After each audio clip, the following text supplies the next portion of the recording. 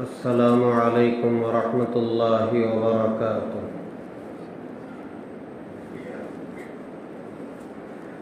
الحمد للہ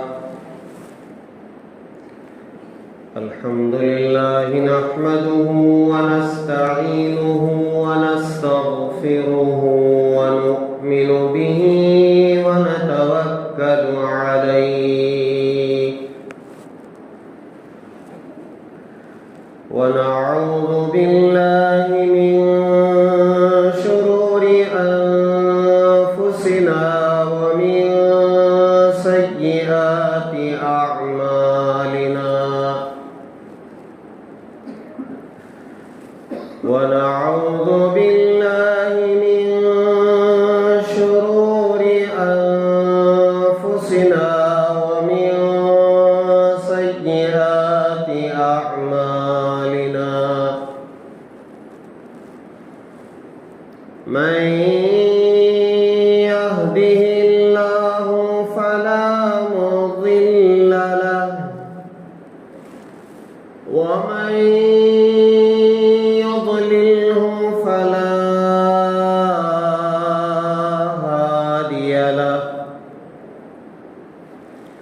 ونشهد أن لا إله إلا الله وحده لا شريك له ونشهد أن سيدنا ونبينا ومولانا محمدا عبده ورسوله الذي أرسل بالحق بشيرا ونذيرا وداعيا إلى الله بإذنه وسراجا منيرا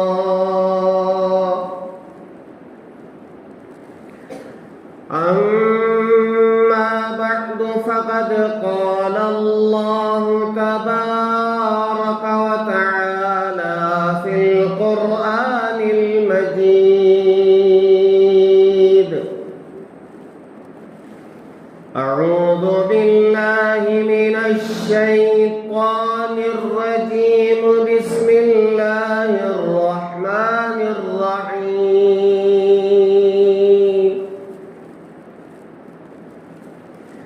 يرفع الله الذين آمنوا منكم والذين أوتوا العلم درجات والله بما تعملون خبير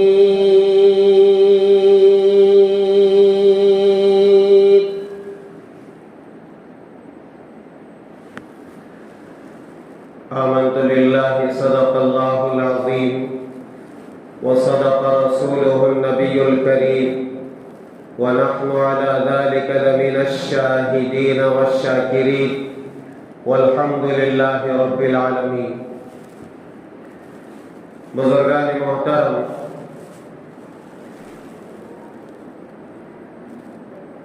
گزشتہ 2 جمعوں سے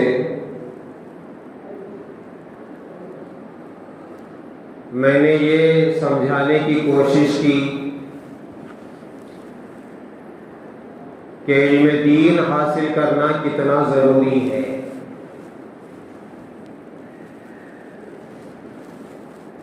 ایک جمعہ میں نے یہ سمجھانے کی کوشش کی تھی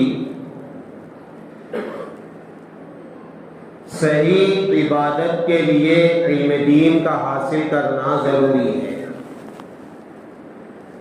مثالوں کے ذریعے سے سمجھانے کی کوشش کی کہ اگر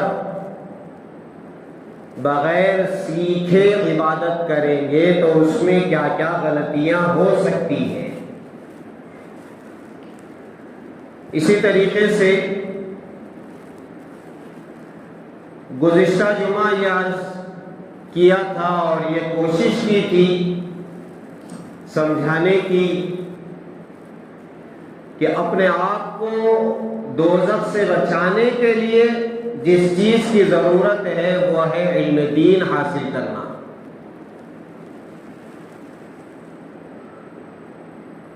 جب اس کی اہمیت اور اس کی ضرورت ہمیں سمجھ میں آ گئی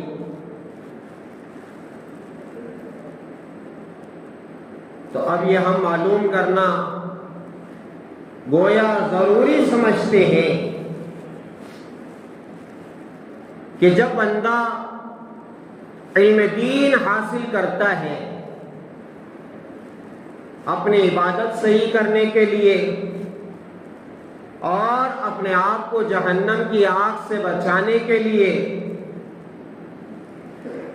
تو پھر اس کا مرتبہ، اس کا مقام اللہ تعالیٰ کے یہاں کتنا اونچا ہوتا ہے۔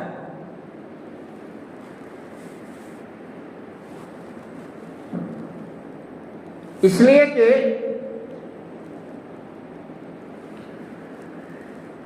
علم دین بہت اونچی چیز ہے، بہت بڑی چیز ہے، اور جس سے ہم صحیح عبادت کر سکتے ہیں اور پھر اپنے آپ کو جہنم سے بچانے کی کوشش کر سکتے ہیں۔ تو علماء نے فرمایا کہ اتنے بڑے اہم کام کے لیے جب ہم علم دین حاصل کرتے ہیں تو اللہ تعالیٰ کا اس پر کتنا کرم ہوتا ہے، کتنا فضل ہوتا ہے، اس کی کتنی فضیلت ہے۔ چنانچہ جو آیت کریمہ میں نے اس وقت تلاوت کی ہے، اس میں اللہ تبارک و تعالی یہی عرض کرنا چاہتے ہیں، یرفع اللہ الذین آمنوا منکم والذین اوتوا العلم درجات۔ دو لوگوں کے درجات کو اللہ تعالیٰ بلند کرتے ہیں۔ ایک وہ شخص جو ایمان قبول کرتا ہے، ایمانی زندگی گزارتا ہے، ایمان میں داخل ہو جاتا ہے، تو اللہ تعالیٰ اس کے درجات بلند کرتے ہیں۔ اور پھر دوسرا وہ شخص ہے والذین اوتوا العلم، جسے علم عطا کیا گیا۔ علم کیا ہے؟ قرآن سیکھنا، احادیث نبویہ کو سیکھنا، اور قرآن و حدیث کے جو مسائل ہیں جسے فقہ کہتے ہیں۔ جو شخص ان چیزوں کو سیکھتا ہے، قرآن سیکھتا ہے، احادیث نبویہ کو سیکھتا ہے، فقہ کا علم سیکھتا ہے، مسئلے مسائل کا علم سیکھتا ہے، اللہ تبارک و تعالی اس کے درجات بلند کرتے ہیں۔ یرفع اللہ، اللہ ان کے درجات بلند کرتے ہیں، ان کا مقام اللہ تعالیٰ کے یہاں بہت اونچا ہے۔ آپ اندازہ لگائیں، اللہ کی نظر میں ایمان والا، اللہ کی نظر میں علم والا بہت اونچا مقام حاصل کرتا ہے، اور یہی تو ہمیں چاہیے۔ ہماری زندگی کا مطلب ہی کیا ہے؟ اللہ کی نظر میں ہم اونچے بنے، اللہ ہم سے خوش ہو۔ جب اللہ خوش ہو جائیں گے ایمان کی وجہ سے، علم کی وجہ سے، تو درجات بلند کریں گے۔ یہ تو قرآن مجید میں موجود ہے، احادیث نبویہ میں میرے اور آپ کے آقا تاجدار مدینہ احمد مجتبی محمد مصطفیٰ حضرت رسول اللہ صلی اللہ علیہ وسلم نے اپنے احادیث مبارکہ میں فرمایا، من یرد اللہ خیرا یفقہہ فی الدین۔ انما انا قاسم واللہ یعطی. اللہ کے رسول علیہ الصلوۃ والسلام فرما رہے ہیں اللہ تعالی جس کے ساتھ خیر اور بھلائی کا ارادہ کرتے ہیں، اللہ تعالی جس شخص کے ساتھ خیر کا بھلائی کا ارادہ کرتے ہیں پھر اسے دین کی سمجھ عطا کرتے ہیں، اسے دین سمجھ میں آتا ہے. شریعت جب اس کے سامنے بیان کی جاتی ہے، قرآن بیان کیا جاتا ہے، احادیث نبویہ اس کے سامنے بیان کیا جاتا ہے، اور فقہ کے مسائل چاہے وہ نماز کے ہوں، چاہے وہ روزے کے ہوں، چاہے زکوٰۃ کے ہوں، چاہے حج کے ہوں، چاہے میراث کے ہو، چاہے خرید و فروخت و تجارت کے ہو، جسے بیع و شراء کہا جاتا ہے، خرید و فروخت لین دین کے مسائل، تو پھر اسے سمجھ میں آتے ہیں ہاں یہ مسئلہ صحیح ہے، یہ معنی اس آیت کا صحیح ہے، یہ معنی اس حدیث کا صحیح ہے، اور پھر وہ صحیح عمل کرتا ہے. اور جس کے ساتھ اللہ تعالیٰ بھلائی کا ارادہ نہیں کرتے اسے دین کی سمجھ عطا نہیں کرتے، اسے دین سمجھ میں نہیں آتا، بس وہ دنیا کے حوالے ہو جاتا ہے، وہ دنیا میں ترقی کرتا رہتا ہے، مگر دین کیا ہے، قرآن کیا ہے، احادیث نبویہ کیا ہے، نماز کیا ہے، روزہ کیا ہے، وضو کیا ہے، غسل کیا ہے، حج کیا ہے، یہ خود اسے سمجھ میں نہیں آتا.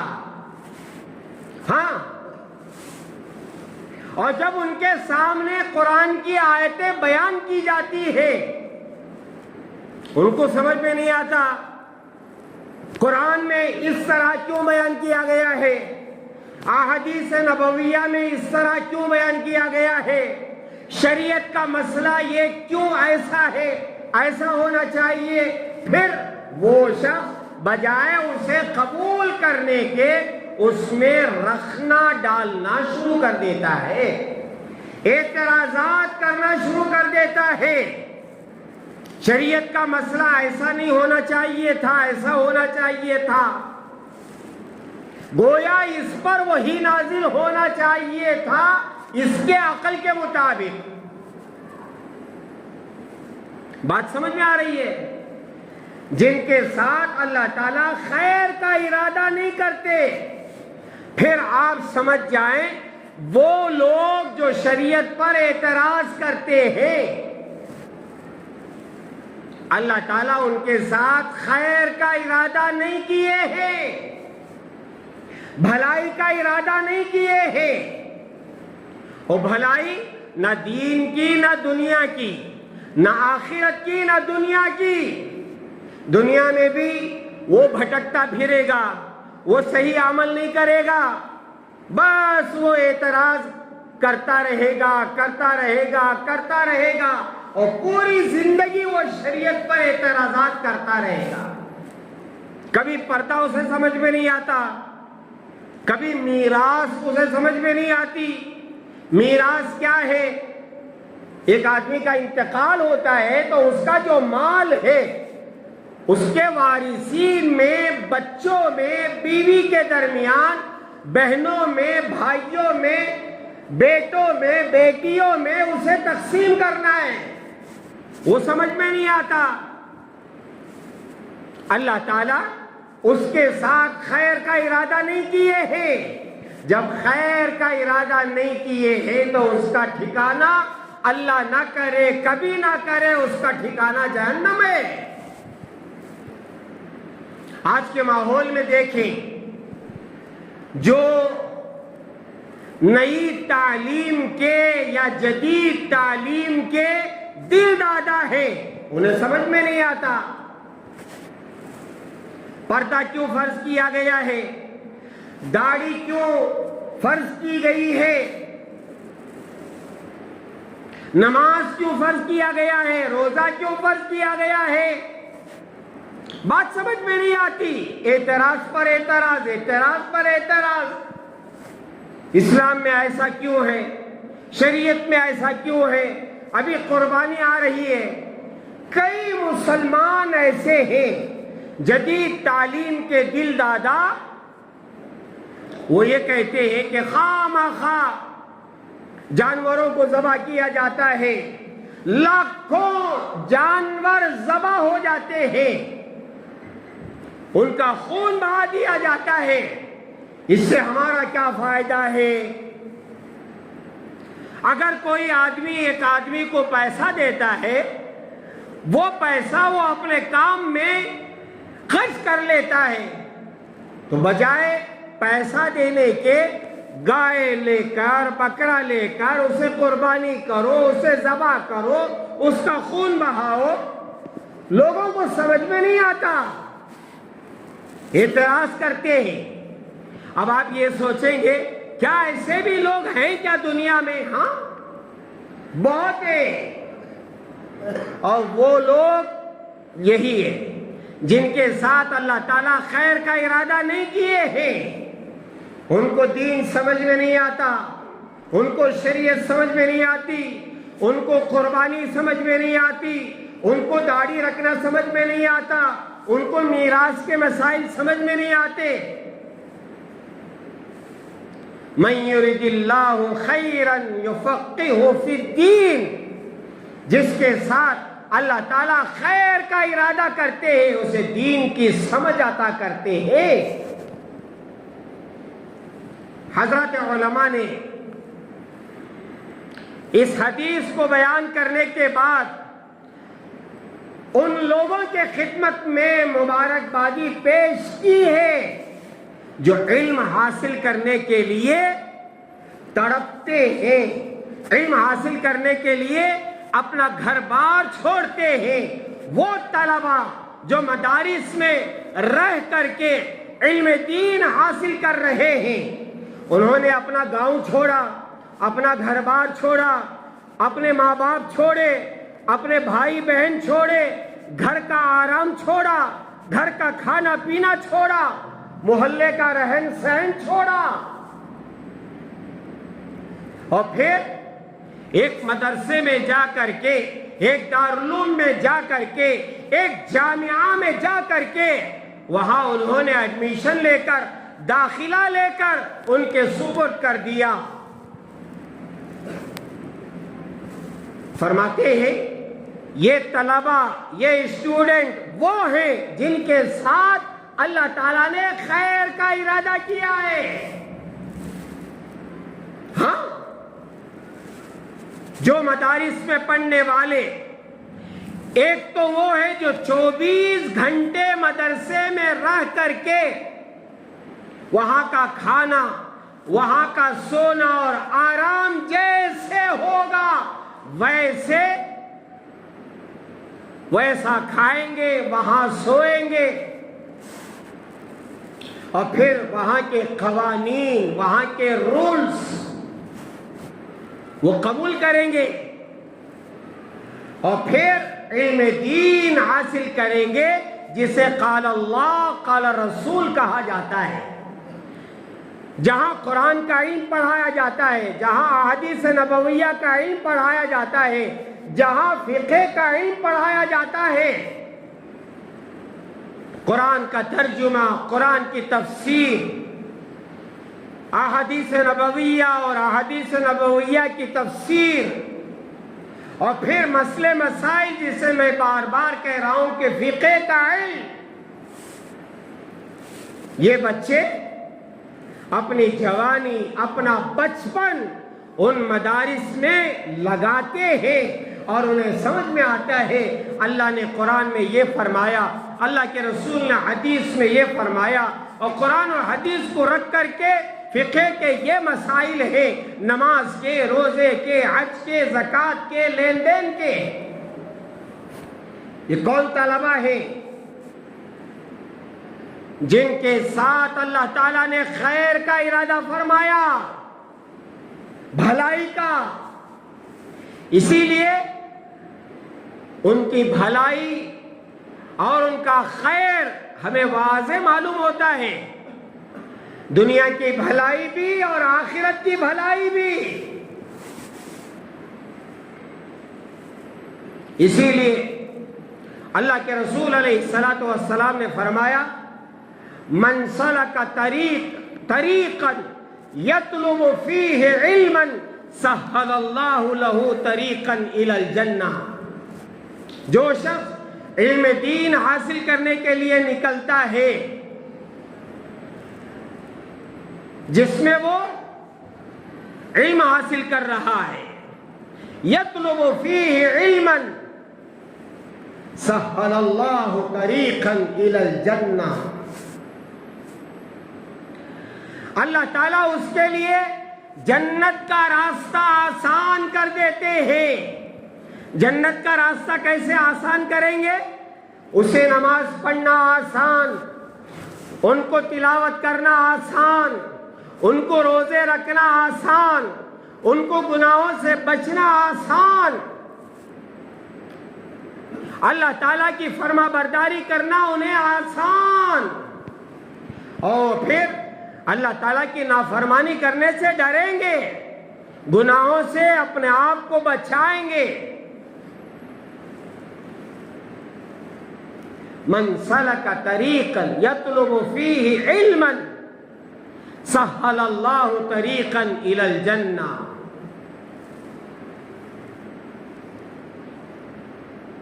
اللہ کے رسول علیہ الصلوۃ والسلام نے صاف طور پر اس حدیث میں فرمایا کہ وہ لوگ جو علم دین حاصل کرنے کے لیے نکلتے ہیں، اللہ تعالیٰ انہیں جنت کا راستہ آسان کرتے ہیں. یعنی جنت میں جانے والے جو اعمال ہیں، ان اعمال کا کرنا ان کے لیے آسان ہو جاتا ہے. اس لیے میرا عزیزو، علم دین حاصل کرنا، اس کے لیے کوشش کرنا، یہ ہمارے لیے بہت ضروری ہے.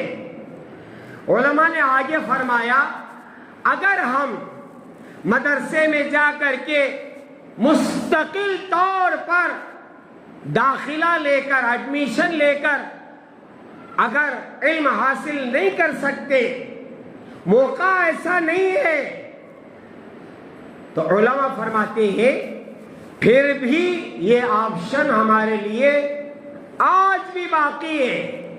ہم یہ چیز حاصل کر سکتے ہیں. کیسے؟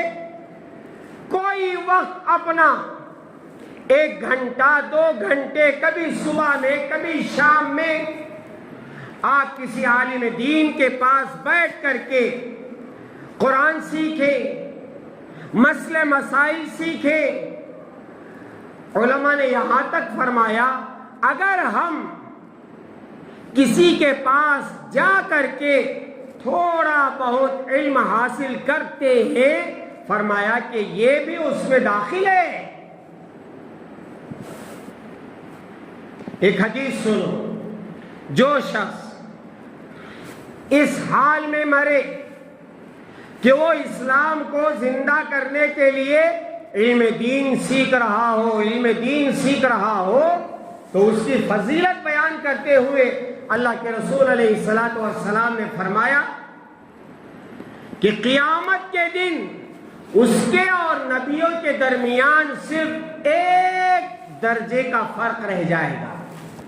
انبیاء اوپر کے حصے میں رہیں گے، اور وہ شخص جو اسلام کو زندہ کرنے کے لیے علم دین حاصل کر رہا تھا اور پھر اس حالت میں اس کی موت آئی، تو اس کا درجہ حضرات انبیاء کے درجے سے نیچے رہے گا.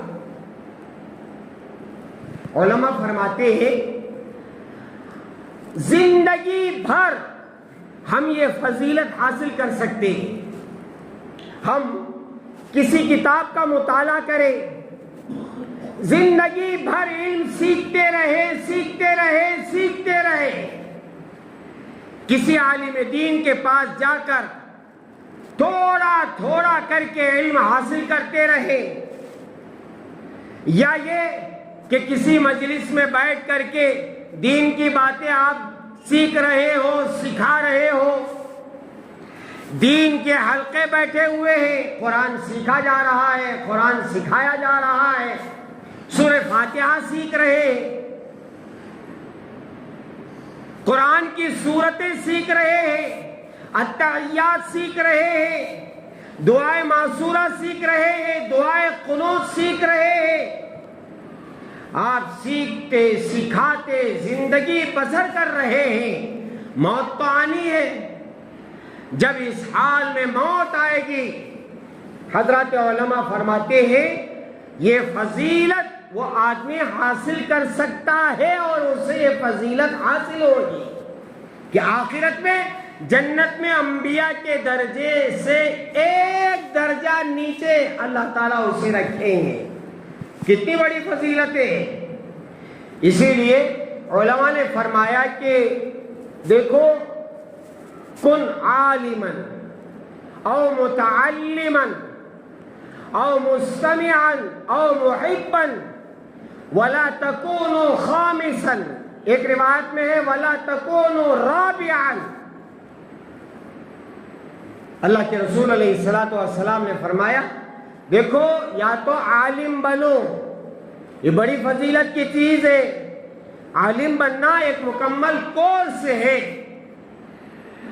7 سال کا 8 سال کا ایک مکمل کورس ہوتا ہے، جس کے بعد عالمیت کی سرٹیفکیٹ ملتی ہے، سند ملتی ہے کہ یہ صاحب عالم ہے، یعنی یہ قرآن کا علم سمجھ سکتے ہیں، حدیث کا علم سمجھ سکتے ہیں، فقہ کا علم سمجھ سکتے ہیں۔ ان کو اللہ تعالیٰ قرآن اور حدیث اور فقہ کا علم عطا کیا ہوا ہے اور اسے سمجھنے کی صلاحیت ان کے اندر موجود ہے۔ فرمایا کن عالما، عالم بنو، اور متعلما، اگر عالم نہیں بن سکتے تو کم از کم طالب علم بنو، دین کا علم حاصل کرنے والے اسٹوڈنٹ بنو، طالب علم جسے کہا جاتا ہے۔ اگر یہ دو بھی نہیں بن سکتے تو کم از کم علماء کی بات سننے والے بنو، علماء جو فرماتے ہیں ان پر اعتماد کر کے، ان پر بھروسہ کر کے کہ یہ عالم دین قرآن کی بات بتاتا ہے، یہ عالم دین احادیث نبویہ بتاتا ہے، یہ عالم دین صحیح مسئلہ بتاتا ہے، اس پر اعتماد کرتے ہوئے اس کی باتوں پر عمل کرنے والے بنو۔ اور محبا، فرمایا اگر یہ بھی نہیں کر سکتے، عالم بھی نہیں بن سکتے، طالب علم بھی نہیں بن سکتے، علماء کی باتوں پر عمل بھی نہیں کر سکتے، تو آخری درجہ یہ ہے کہ علماء سے کم از کم محبت تو کرو۔ کسی عالم کو دیکھے تو ان کو اچھی نگاہ سے دیکھو کہ یہ ان کو اللہ نے علم عطا کیا ہے، قرآن کا، حدیث کا، فقہ کا، یہ عالم دین ہے، ان کو دیکھ کر کے دل خوش ہوتا ہے۔ فرمایا کہ یہ چاروں کے چاروں کامیاب ہیں۔ ابھی میں نے عرض کیا کہ طالب علم بن کر مریں گے، اس حدیث میں صاف فرمایا گیا کہ طالب علم بنو۔ اور وہ جو آخری جملہ ہے حدیث کا، وَلَا تَكُونُوا خَامِسًا، ایک حدیث میں وَلَا تَكُونُوا رَابِعًا، چوتھے نہ بنو۔ میں نے جو حدیث پڑھی ہے وہ 4 چیزیں، عالم بنو، طالب علم بنو، یا عالم کی بات سننے والے بنو، یا ان سے محبت کرنے والے بنو، 5ویں نہ بنو۔ اس کا مطلب کیا ہے؟ علماء سے دشمنی کرنا،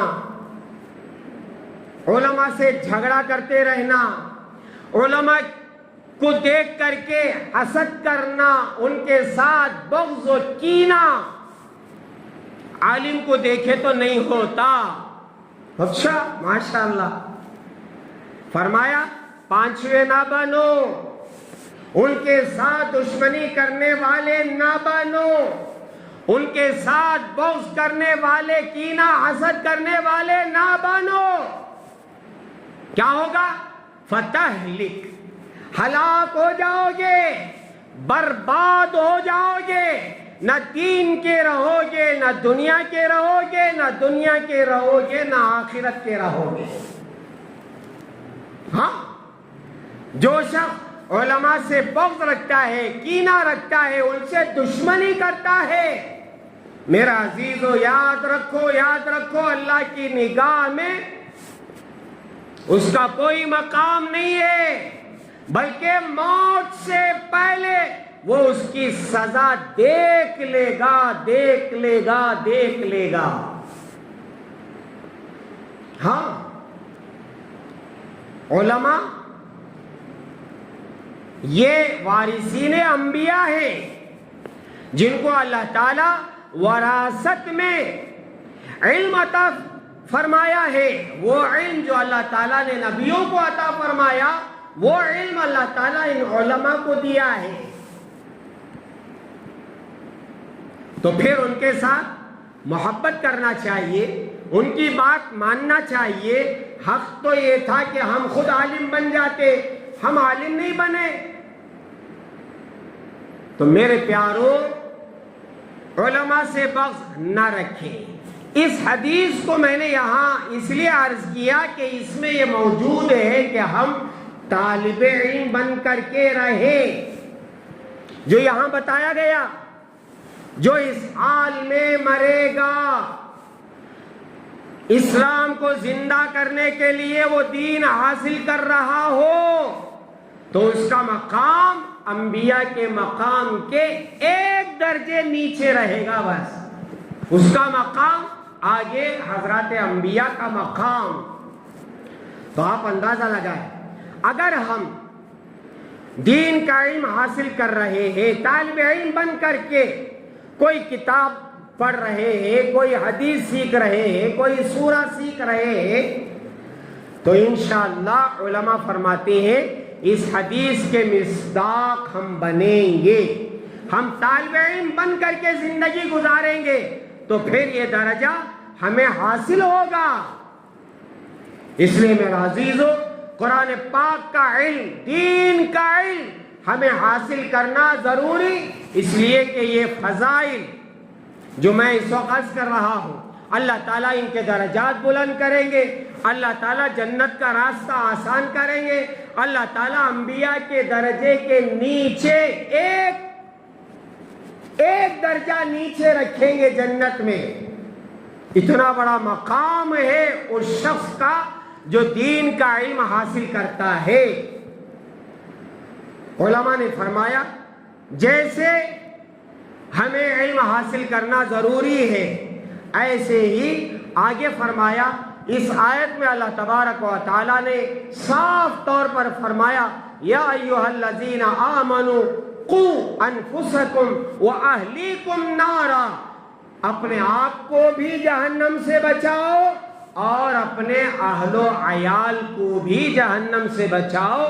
علماء فرماتے ہیں اپنے جو ماتحت ہیں، ہماری جو اولاد ہے، ان کے بارے میں دینی علوم کی فکر کرنا کہ میرا بچہ قرآن پڑھنے والا ہو جائے، میرا بچہ نماز پڑھنے والا ہو جائے، میرا بچہ قرآن پر عمل کرنے والا ہو جائے، اس کی فکر کرنا جیسے اپنی فکر کرنا ضروری ہے، ویسے ہی اپنے بچوں کے بارے میں فکر کرنا ضروری ہے۔ روایت میں موجود ہے جب یہ آیت مبارکہ نازل ہوئی یا ایھا الذین آمنوا قوا انفسکم واہلیکم نارا، حضرت عمر رضی اللہ تعالیٰ عنہ اللہ کے رسول علیہ السلام کی خدمت میں گئے اور جا کر کے عرض کرنے لگے کہ اے اللہ کے حبیب، ہم جہنم سے بچیں، یہ تو معلوم ہوتا ہے ہم عمل کریں گے، جہنم سے بچیں گے، اپنی اولاد کو جہنم سے کیسے بچائیں؟ اللہ کے رسول علیہ السلام نے فرمایا جس چیز پر عمل کرتے ہو، نماز پڑھتے ہو، روزہ رکھتے ہو، قرآن پڑھتے ہو، ذکر کرتے ہو، یہ اپنے بچوں کو سکھاؤ، نماز سکھاؤ، روزہ سکھاؤ، تلاوت سکھاؤ۔ یہی ہے اپنے اہل و عیال کو، اپنے بچوں کو جہنم سے بچانا۔ جس چیز سے تم رکتے ہو اس چیز سے اپنے بچوں کو بھی روکو۔ جھوٹ ہم نہیں بولیں گے، بچوں کو بھی ہم بچائیں گے کہ بیٹا جھوٹ مت بولنا، گالی نہ دینا، گانا مت سننا، دھوکہ نہ دینا، شراب نہ پینا، زنا نہ کرنا، چوری نہ کرنا۔ جس چیز سے ہم بچتے ہیں ان چیزوں سے اپنی اولاد کو بھی بچائیں گے، تو پھر اس آیت پر ہم عمل کرنے والے بن جائیں گے کہ اے ایمان والو، اپنے کو اور اپنے اہل و عیال کو جہنم کی آگ سے بچاؤ۔ علماء فرماتے ہیں اپنی اولاد کے لیے جیسے روٹی کا انتظام ہم کرتے ہیں، کپڑے کا انتظام ہم کرتے ہیں، ان کی رہائش کا انتظام کرتے ہیں، روٹی کا، کپڑے کا، مکان کا ہم ضروری سمجھتے۔ بچوں کو کھلانا چاہیے، پلانا چاہیے، اڑانا چاہیے، اور پھر اچھا سا گھر ہونا چاہیے ان کے آرام کے لیے، ان کی سہولت کے لیے۔ ایسے ہی فرمایا ان کے دین کی بھی فکر کرو، دین کی بھی فکر کرو۔ اس کے لیے ایک جملہ میں عرض کرتا ہوں۔ عام طور پر لوگ یہ کہتے ہیں میرے مرنے کے بعد میرے بچے کا کیا ہوگا، اس کے لیے پڑھاتے ہیں اور پھر اس کے لیے بینک بیلنس رکھتے ہیں، اس کے لیے گھر بناتے ہیں، اس کے لیے پتہ نہیں کیا کیا کرتے ہیں۔ میرے بعد میرے بچے کا کیا ہوگا یہ سب سوچتے ہیں، اور جو کچھ محنتیں ہیں وہ اسی کے لیے ہیں کہ میرے بعد میرے بچے کا کیا ہوگا، میرا بچہ اس کے پاؤں پر کھڑا ہو، کسی کا محتاج نہ ہو۔ اس کے لیے گھر بنائیں گے، بینک بیلنس رکھیں گے، یا یہ ہے کہ اس کی پڑھائی کر کے انجینئر بنائیں گے، ڈاکٹر بنائیں گے، یا کوئی فن سکھائیں گے تاکہ میرا بچہ میرے بعد کسی کا محتاج نہ رہے۔ علماء فرماتے ہیں جہاں ہم یہ سوچتے ہیں کہ میرے مرنے کے بعد میرے بچے کا کیا ہوگا، وہی یہ سوچے بچے کے مرنے کے بعد بچے کا کیا ہوگا۔ میرے مرنے کے بعد بچے کا کیا ہوگا یہ تو ہر آدمی سوچ رہا ہے، ذرا یہ بھی سوچ لے بچے کے مرنے کے بعد بچے کا کیا ہوگا۔ منکر نکیر میرے پاس بھی آتے ہیں، میرے بچے کے پاس بھی آتے ہیں، مجھ سے جو سوال کریں گے من ربوں کا، ما دینوں کا، من نبیوں کا، میرے بچے کے مرنے کے بعد قبر میں یہ 3 سوالات میرے بچے سے بھی ہوں گے۔ بات سمجھ میں آ رہی ہے؟ جیسے آخرت کے فکر ہمیں کرنا چاہیے، ایسے ہی بچوں کے آخرت کی فکر کرنا یہ ہم پر فرض ہے، ضروری ہے۔ اسی لیے علماء فرماتے ہیں بلکہ موجود ہے جب بچہ 7 سال کا ہو جائے تو اسے نماز کا حکم کرو، 10 سال کا ہو جائے نماز نہ پڑھنے پر تنبیہ کرو۔ حضرت علی فرماتے ہیں رضی اللہ تعالیٰ عنہ جب بچہ بڑا ہونے لگے اسے 3 باتیں سکھاؤ۔ ایک، قرآن کی تلاوت کیسے کرنا ہے، دوسرا اپنے نبی اور رسول کی محبت اس کے دل میں بٹھاؤ، اور اہل بیت کی محبت، صحابہ کی محبت ان کے دل میں بٹھاؤ۔ یہ کب ہوگا؟ جب مدرسہ بھیجیں گے، جب دینی تعلیم کے لیے فکر کریں گے تو وہاں قرآن بھی سکھایا جاتا ہے، احادیث نبویہ سکھایا جاتا ہے، اللہ اور اس کے رسول کو بتایا جاتا ہے اللہ کون ہے، اللہ کے حبیب کون ہے۔ اور آخری بات کہہ کے میں عرض کروں، اللہ کے رسول علیہ السلام عبد المطلب کے خاندان میں جب کوئی بچہ پیدا ہوتا تھا تو یہ آیت سکھاتے تھے، وَقُلِ الْحَمْدُ لِلَّهِ الَّذِي لَمْ يَتَّخِذْ وَلَدًا वलम यकुल लहू शरीकुन फिल मुल्क वलम यकुल लहू वलियुम मिनज़्ज़ुल्लि वकब्बिरहु तकबीरा। ये आयत हर बच्चे को याद कराते थे अल्लाह के रसूल अलैहिस्सलातु वस्सलाम। इस आयत में क्या है? इस आयत में अल्लाह कौन है साफ तौर पर बताया गया है। तमाम तारीफें उस अल्लाह के लिए है जो औलाद से पाक है, जो अपनी बादशाहत में किसी का शरीक नहीं है, या ये कि मैं कमजोर हूं इसलिए किसी की मुझे मदद चाहिए, ऐसा भी नहीं है। अल्लाह कमजोर नहीं है। और फिर आखिर में फरमाया वकब्बिरहु तकबीरा, अल्लाह ताला की बड़ाई बयान करना उसे सिखाओ, बच्चे को सिखाओ अल्लाह कौन है, अल्लाह क्या है, नबी कौन है, नबी के अहकामात क्या है, आखिरत क्या है। अगर हम नहीं बता सकते, नहीं सिखा सकते, कम से कम मदारिस अरबिया जो है मुस्तकिल तौर पर वहां पढ़ाए, या फिर ये कि जो छोटे छोटे मकातिब है सुबह में शाम में वहां भेजे। मस्तूरात के लिए भी अल्हम्दुलिल्लाह मदारिस का इंतजाम है, और बच्चों के लिए भी अल्हम्दुलिल्लाह सुबह शाम मदरसों का इंतजाम है। या मुस्तकिल तौर पर कोई आलिम दीन बनाना चाहता है या हाफिज कुरान बनाना चाहता है, मदरसे खुले हुए हैं अल्हम्दुलिल्लाह। या फिर ये कि बच्चियों को आलिमा हाफिजा बनाना चाहते हैं तो उनके लिए भी है। और फिर ये सारी फजीलतें हमें हासिल होंगी। दुआ फरमाएं कि अल्लाह तबारक व तआला हम में से हर एक को तालिब इल्म बनाए।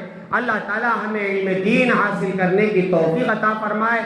मैं उन बच्चों के लिए दुआ करता हूँ जो अपना घर बार छोड़ करके मुस्तकिल तौर पर मदरसे में एडमिशन और दाखिला ले करके वहाँ का जो खाना है वो खा करके, वहाँ जो बिस्तर है उस पर सो करके सुबह शाम वहाँ जिंदगी गुजार करके क़ाल अल्लाह क़ाल रसूल हासिल कर रहे हैं। अल्लाह ने ये फरमाया, अल्लाह के रसूल ने ये फरमाया।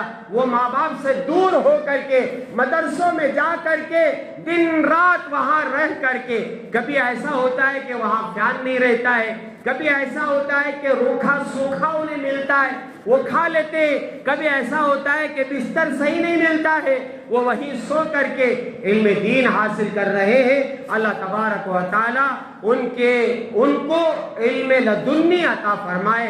अल्लाह ताला उन बच्चों को कबूल फरमाए। अल्लाह ताला उनके वालिदैन को कबूल फरमाए। अल्लाह ताला उनके वालिदैन को आखिरत में वो ताज जो सूरज से ज्यादा रोशन रहता है अल्लाह ताला उनके वालिदैन को पहनाए।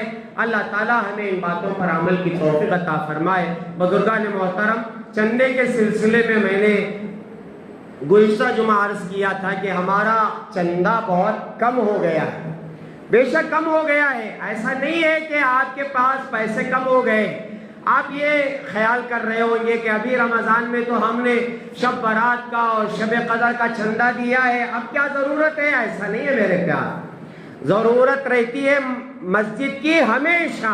इसलिए आप हजरात से गुजारिश है कि इस तरफ ज़्यादा से ज़्यादा तवज्जो फरमाएं। और जो अल्हम्दुलिल्लाह सुम्मा अल्हम्दुलिल्लाह जो बच्चियों को भेज रहे हैं समर कैंप के लिए, मैं बहुत मुबारकबादी पेश करता हूँ। उसको बाकी रखे, पाबंदी के साथ भेजते रहे, और जब मदरसा खोलेगा मकतब खोलेगा तब अपने बच्चों को भी उसमें दाखिला फरमाकर उसकी हिफाजत फरमाए, उसकी निगरानी फरमाए। अल्लाह ताला हम सबको कहने सुनने से अमल की तौफीक अता फरमाए।